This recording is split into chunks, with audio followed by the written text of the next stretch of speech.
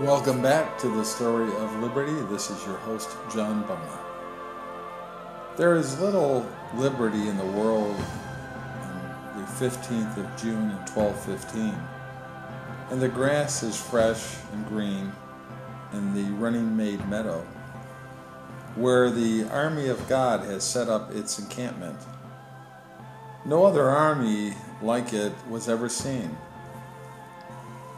All the great men of England are there in its ranks. The barons, the lords, the owners of castles who ride on noble horses, wear coats of mail, and are armed with swords and lances. Pavilions and tents dot the meadow. Flags and banners wave in the summer air, and General Fitzwalter is commander. There is no hostile army near the land or at hand, nor will there be any fighting of arms on this 15th day of June 1215.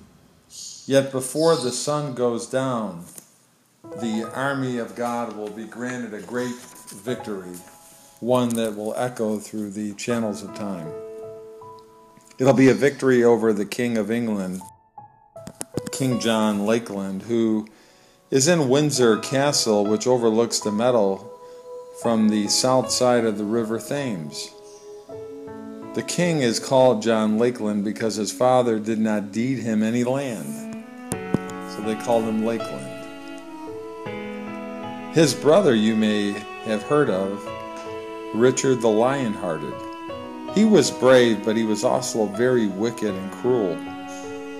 He commanded the Crusaders, and he fought the Saracens under Saladin in Palestine. There's a story that one day he told his cook to have some fresh pork for dinner, but the cook had no pork, nor did he know where to find a pig. Well, the cook was in trouble, for he knew if there was no pork on the table, he would stand a chance of having his head chopped off. Well, he had heard it said, however, that human flesh tasted like pork, and knowing that no pork was to be had, he killed one of the prisoners and cooked some of the flesh and placed it on the table. The king praised the dinner, King Richard the Lion-Hearted. But perhaps, however, he mistrusted that it was not pork, and he said to the cook, he said, "Bring in the head of the pig that I may see it." The poor cook knew now not what to do. Now he certainly would have his head cut off. With much trembling he brought in the head of the prisoner, and the king laughed when he saw it. The king said, "Well, we will not want pork for as long as we have 60,000 prisoners, will we?"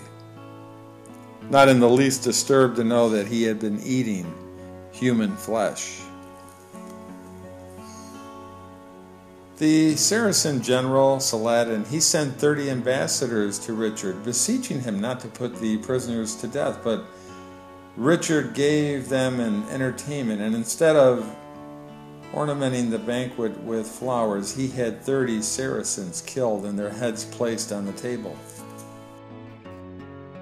Instead of agreeing to the request of Saladin, he had 60,000 men, women, and children slaughtered out on the plain east of the city of Acre.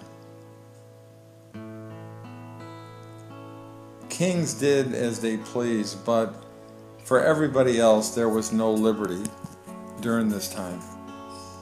When Richard died, his brother John seized all his money, the jewels, and the throne, and he had pretended that Richard had made a will in his favor. John's older brother, Godfrey, was the heir to the throne, but he died. So rightfully, Godfrey's son, Arthur, was heir to the throne.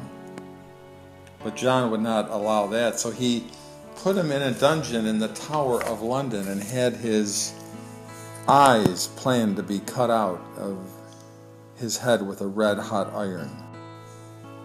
But the keeper of the prison would not put Arthur's eyes out because Arthur was so affectionate and kind that the prison keeper did not have the heart to do it.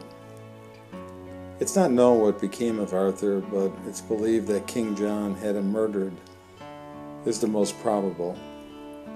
We see the life of a tyrant. He stole the wife of the Count of La Marche and Normandy, and the foolish woman did leave her husband to marry him. And when the Count and his friends took arms to get his wife back, King John thrust them into the dungeon and starved them to death while he lived in affluence in the castle at Windsor with the Count's wife. There were also Jews in London. They were wealthy Jews in Bristol, and King John coveted their money, so he seized them. He actually had their teeth pulled if they didn't give up their money. Some men lost their teeth and their money also. John, at one point, King John commanded the country people to bring their cattle into camp to supply his soldiers with food. But the people in Wales would not obey, and King John took captive 28 sons of the families. He shut them up in prison. When the Welshmen took arms, King John, instead of giving up the young men, he put them to death. See, King John is a tyrant. Now the barons and the lords have resolved in their minds they will no longer submit to this tyrant.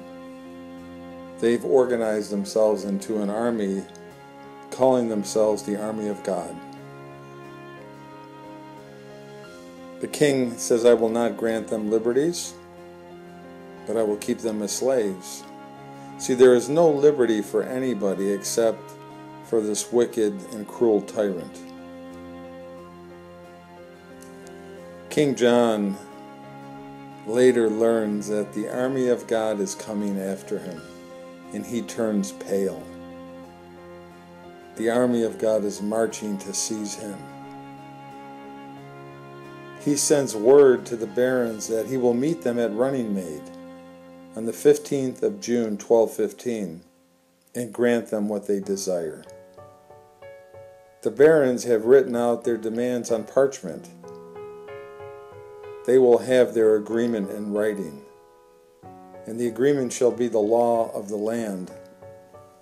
John rides down from the castle and, accompanied by a cavalcade through Windsor Forest, where the deer are feeding and where the pheasants are building their nests. And he meets the barons on an island near the river in Runnymede. Frightened as he is truly a coward, he does not ask the barons to make any modification of their demands, but grants what they desire. It's a great piece of beeswax, as large as a saucer, and it's about an inch thick. And now it is stamped with King John's seal and attached to the parchment. The king now rides back to the castle after agreeing to all the demands.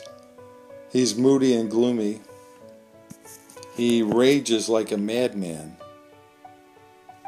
He walks the halls, smiting his fist and rolling his eyes and gnashing his teeth, biting sticks and chewing straws. He's cursing the barons and swearing that he will have his revenge.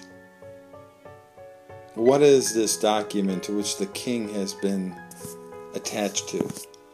It is a paper establishing a great council composed of the barons and the bishops and the earls, whom the king is to summon from time to time by name.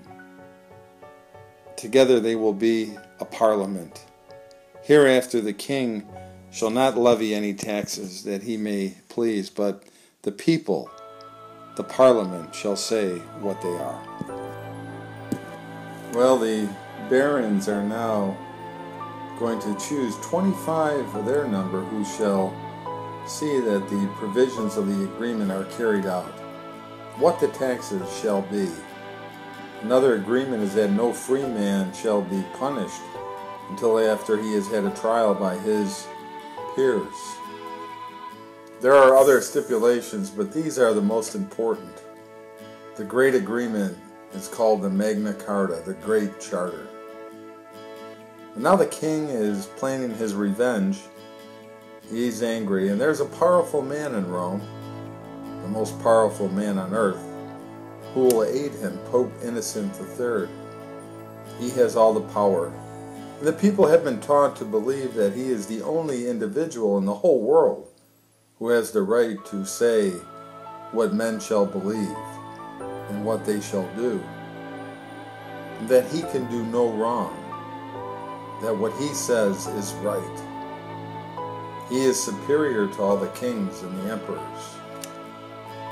And there's declarations made that the Pope is the only one who has the right of making new laws.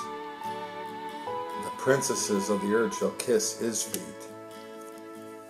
And he has the right of disposing emperors, among other things. But now King John has already humiliated himself before the Pope. He's acknowledged the Pope as his superior in everything. And he sends a copy of the Great Charter to the Pope. And the Pope reads that he is angry that John signed the Magna Carta, for he sees that it approaches upon his authority, takes political affairs out of his hands.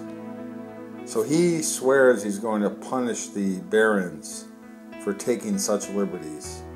And he tells King John, you're released from the Magna Carta. I'm going to excommunicate them if they do not agree to relinquish this and renounce this charter. The barons are not frightened, and they send back this reply. It is not the Pope's business to meddle with the political affairs or the rights and liberties of Englishmen. Well, the Pope keeps his word. He excommunicates him, and John is stirring up the people to fight the barons, but soon his days are numbered, and a few months later, broken down by fever, disappointment, and rage, he dies at Norwich, and his son Henry III comes to the throne. Little do they know what will come out of this beeswax, this parchment, this great document of liberty that will set nations free.